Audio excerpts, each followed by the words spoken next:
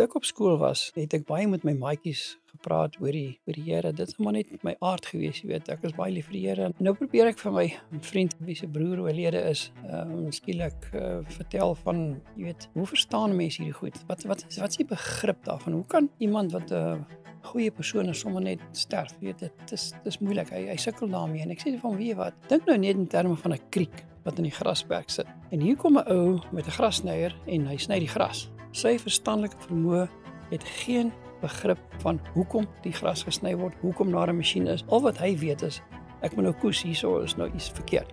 So sy verstandelike vermoë kan nie daai ontsaglike kennis wat rondom hierdie grassny aktiwiteit is, verstaan nie.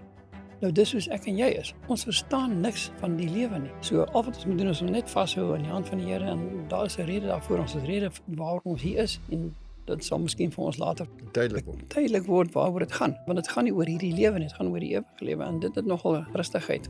Wat ek sê, hierdie kriek is 'n goeie voorbeeld daarvan.